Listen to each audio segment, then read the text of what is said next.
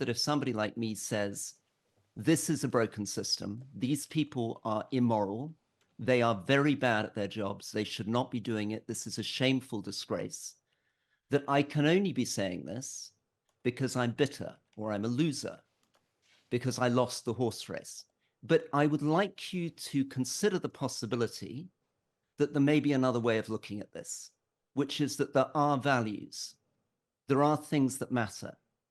And Liz Truss may have become prime minister, but she was a very poor minister, she was a very poor cabinet minister, and she was a very poor prime minister. And that is something that is a problem in our country. This isn't just a game making it to the top. And I think it's perfectly fair for me, on the basis of 9.5 years, which is quite a long time in politics, looking at it quite carefully, to say this is a broken system. Born in Hong Kong, raised in London and Malaysia, worked for the Foreign Office, served as a deputy governor of 2 provinces in Iraq, ran a charity in Afghanistan, then became an MP, a minister, a cabinet minister, then left in the rows over Brexit. Now, well, he's a political rock star with his podcast. Rory Stewart joins me. Good morning, Rory. Good morning, Matt. How are you? I'm very good. I'm very good. Which of all of those lines on your LinkedIn are you most proud of, or do you look back on most fondly? Probably running the charity in Afghanistan. I mean, that was the thing which was most satisfying. I was working with a small team. I quite like, I don't know how you feel about these things, but I like having relatively small projects where I feel I can fix problems. And we were bringing sewerage, electricity, fixing buildings, very different to being a minister, where you often feel a very, very long way from the ground. It's very difficult to be certain when you're doing stuff how much impact it's having. Whereas in a charity on the ground in Afghanistan, I felt much more useful. It's interesting you talk about that, about your role, and we'll come to sort of the particular difficulties you had as a minister. I just wonder whether in this particularly heightened political moment with a general election going on, is there part of you, you've got till Friday, tempted to throw your hat in the ring and rejoin the fray? Well, definitely part of me. Watching Nigel Farage throw himself back worries me a lot, because I'm worried that it dragged the Conservative Party further to the... So I want to see a Conservative Party that moves centre, and that's the kind of fantasy. But the truth of the matter, Matt, is I'm not going to put my hat in the not running this time. That's definitely not happening. There'll be loads of people, Rory, the people who buy your tickets when you sell out the Royal Albert Hall or the O2, and they get in touch with me on the show and others as well. They basically think the world would be a better place if Rory Stewart was Prime Minister. Yeah. To you? I think the answer is nobody has any idea what they'd be like as Prime Minister until they become Prime Minister.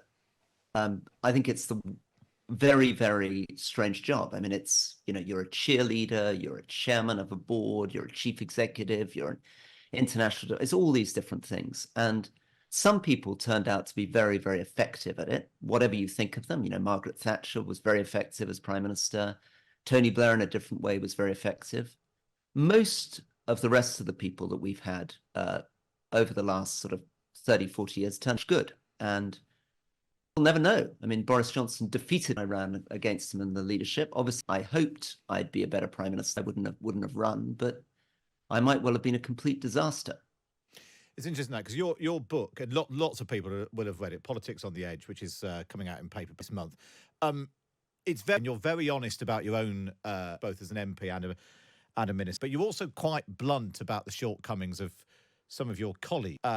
You're quite rude about David Cameron, about Theresa May, about Liz Truss. You talked about her lacking critical thinking, allergic to caution in detail. You're incredibly rude about Boris Johnson, and yet they did all become Prime Minister, and you didn't. So were they just better at politics than you?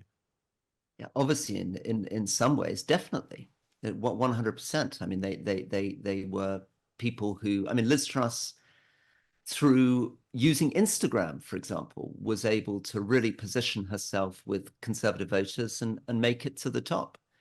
And so, yeah, obviously, in that sense, they were much better at campaigning, much better at getting the Conservative Party behind them, much better at getting MPs behind them. I think one of the questions, Matt, is the gap between the kind of personality type you need to become prime minister, win over the press, charm people on the one hand, and on the other hand, what you need to do to govern, to run the country well. And that's where I get a little bit worried. But you're quite a charming chap, Rory. You can pack out venues. You've got the biggest political podcast in the country.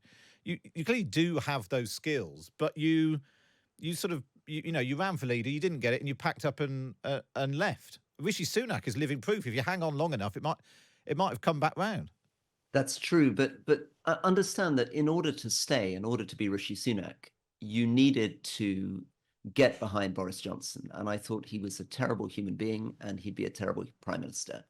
You also needed to say, I'm going to get behind his version of a hard Brexit. You needed to go out on all those television studios defending him through all the catastrophes and mini corruption and Partygate and all that kind of stuff. So I ran against him to be prime minister because I thought he would be awful.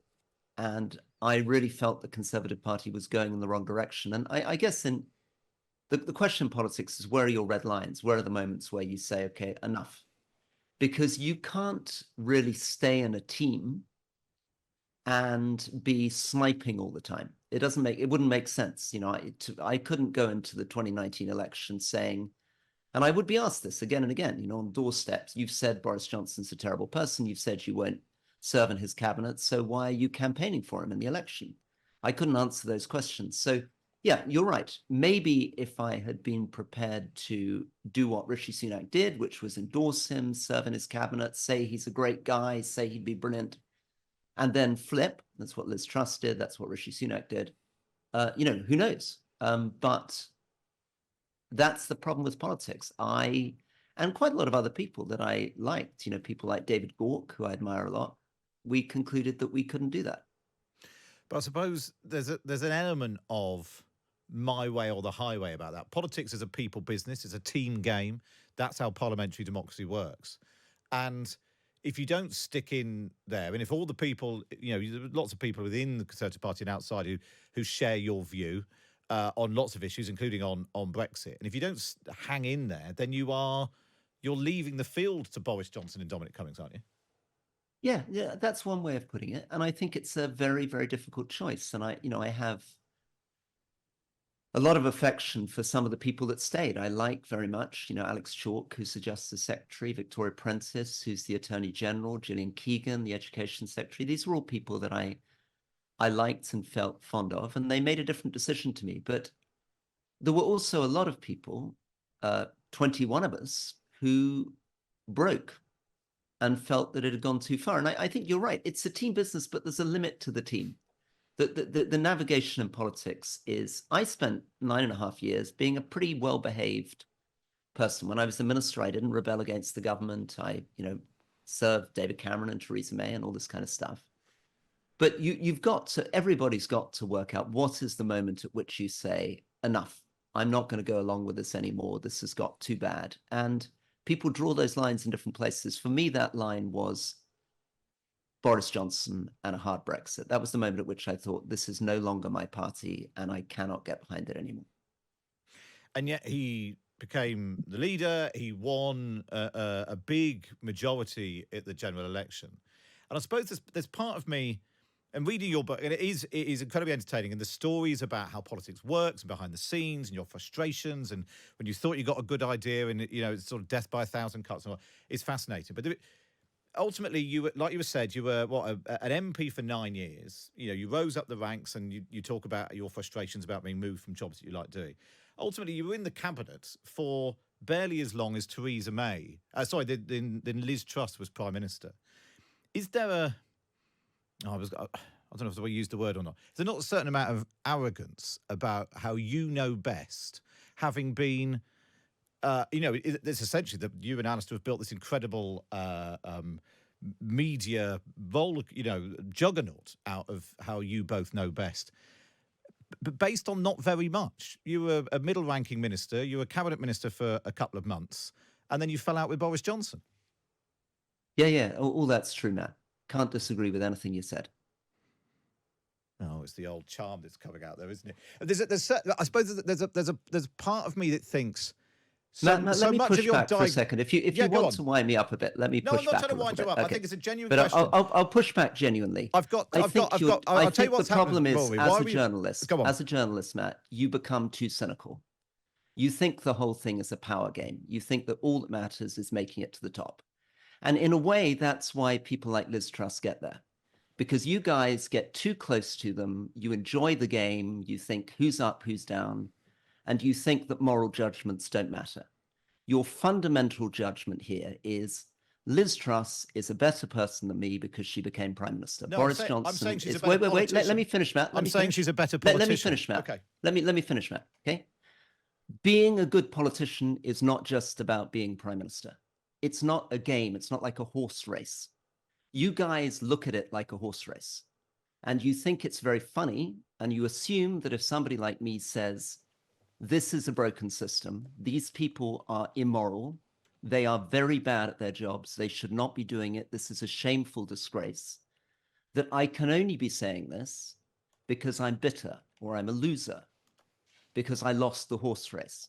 But I would like you to consider the possibility that there may be another way of looking at this, which is that there are values, there are things that matter.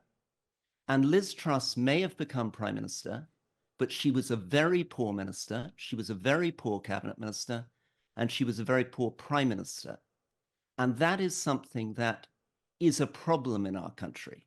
This isn't just a game making it to the top. And I think it's perfectly fair for me, on the basis of 9.5 years, which is quite a long time in politics, looking at it quite carefully, to say this is a broken system. And I think it's possible to be taken seriously for saying that without you turning around and saying, well, I don't know what I'm talking about, and I'm just a loser because I didn't become prime minister. No, my point is more that you could have stayed in the game and changed the system rather than going off and how, Matt? I mean, this is the point. Look at what happened to the people who stayed. The problem is, and there's a logic here. Why are the Conservatives in trouble? They're in trouble fundamentally because they got behind Boris Johnson and Liz Truss. And why did they do that? They did it because they put the pursuit of power above values, above ideas. The majority of my colleagues knew that Boris Johnson was somebody who would be a terrible prime minister. They knew that his policies didn't add up, and they got behind him. And you can see now that that's why they've blown an 80-seat majority and they're going into defeat, because people sense that there are no values here, there are no principles, there are no ideas. This is a party that became so obsessed with playing a game. Putting Liz Truss in was another dramatic example of this, and it blew up in their faces. So it sounds fine to say, stick with it, team player, compromise, hold your nose, it's all fine. But the result is catastrophe. I suppose the counter argument to that is the case study of Keir Starmer, who served under Jeremy Corbyn, appears, I mean, quite extraordinarily, all the criticism of being boring or, not knowing what he stands for, has gone from the extraordinary position of that defeat in 2019 to now being on the cusp of potentially, if the polls are to be believed, a record landslide. There is another path. That's essentially the only question I was putting to you. Sure, there's another path, and you're right. And I guess Jack Straw would be another example of that kind of politician. That's the kind of politician, I suppose, that Rishi Sunak thought he was, or Nadhim Zahawi thought he was, or maybe the current Deputy Prime Minister, Oliver Dowden, who all these people endorse Boris Johnson, and I guess they probably would say what you're saying. But my question is, what is the cost of that? And that we'll see this with Keir Starmer. Obviously there's something different about Keir Starmer, who was prepared to be in Jeremy Corbyn's cabinet, and many of the people that I liked a lot in the Labour Party who refused to do that, some of whom actually left the Labour Party. And the question is, where is the line between doing what you need to do to take power and actually having ideas? Where are the policies? Where are the beliefs? Where's the conviction? And we don't know yet with Keir Starmer. I mean, it may be that after the election, it turns out that he's a very, very unusual person who's able to endorse Jeremy Corbyn, get behind that, and then get into power and push ahead with very clear, consistent, bold ideas. But if so, he's unusual. Generally speaking, if you compromise too much, if you go too far down this game, you begin to lose yourself. Do you think that you sleep better at night than some of your colleagues in the Tory party? I don't sleep very well at night, so Oh, these things are all relative. I was up worrying half the night about politics and things. So no, I don't Really, I even now, genuinely, that's a thing that keeps you up at night, worrying about the state of politics today. I woke up, I think, at 2:45 in the morning, and I got to sleep just before 6. And what was it that woke you up in the middle of the night? Oh, lots of things. I was in brains at that time at night, but I was thinking, am I being too pompous? Am I allowing people to praise me too much? Do I really know what I'd be doing with the NHS? Have I become too glib? Do I really understand what decision I've made? I mean, these questions you've asked me about, I mean, obviously I'm being a bit defensive, but I mean, they're perfectly valid. I mean, I would much rather be prime minister than be presenting a podcast. Obviously, I didn't, I was, my life until recently was different types of government. As you said, I was a civil servant. So I feel a lot of guilt. But I'm also intrigued by the way in which, and I'm being a bit unfair to you here, but the way in which people who are close to the politicians, particularly the lobby journalists, found themselves completely unable to take seriously anything I'm saying in Politics on the Edge, and were only able to focus on what they thought was the big single fact, which is Boris Johnson won and I lost. And a lot of the reviews and commentary, and I've seen you do a little bit of this stuff, are about, obviously what's motivating Rory is he's just bitter. He's just jealous. He lost, so he's being mean about Boris Johnson. Well, I think it's possible. I take your point. I think it's possible that I may have a point, which is that maybe he was actually quite a bad person and quite a bad prime minister, and that it may be possible to say that without only being motivated by jealousy. I think anyone who's ever looked at my coverage of Boris Johnson in the paper and on Times Radio will be aware that I think our views are probably more in line than they differ. It was more to try and get to the heart of trying to get the answer that lots of people listening will be trying to get to is people, so many messages. Rory Stewart's the only politician who talks any sense. Why can't he be our PM? He's brilliant, says Anne. That was the sort of, I was trying to get an answer to that question. So actually in conversation with Rory Stewart this morning. Rory, let's turn to your experience in government when you were a minister in several different departments and then a cabinet minister as well. There will obviously, if there is a change of government, there's a whole load of people who are about to find themselves in government for the very first time. What would be your sort of top tip or tips to someone who does have, we'll put to one side the question of whether or not the Labour Party does know what it wants to do. If there is a minister with a clear sense of what they want to achieve, what's your advice to them on going about making it a reality? I think it's something that it's very difficult. I mean, as you say, I had 5 different ministerial positions, and I learnt very slowly.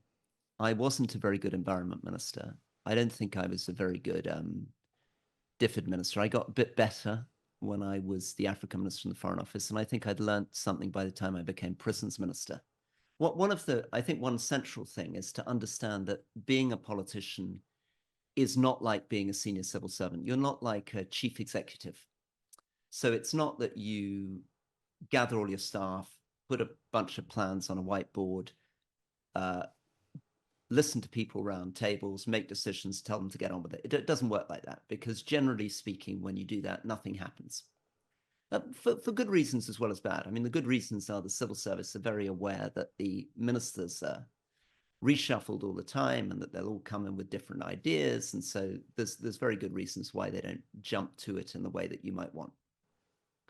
What you have to do, I think, is understand that being a politician is ultimately about the public. So the biggest thing that I discovered as prisons minister is that having spent 6-7 months trying to look at dealing with violence in prisons and not getting very far, the big change was I went out actually on the BBC and said, I will resign unless violence drops in a year. Violence was crazy. You know, we'd had 30,000 assaults a year, people having their heads chopped off on exercise yards. Prisons are filthy, disgusting, drug-ridden. Violence had tripled in 5 years. So I said, unless I get violence down, I'll resign. And then suddenly things did begin to change. Suddenly I got an ops room. I was able to bring a brigadier in from the MOD. I could focus on 10 prisons, get a bit of resources behind it. But above all, get the civil servants seeing that there was a clear timetable and there was a clear objective.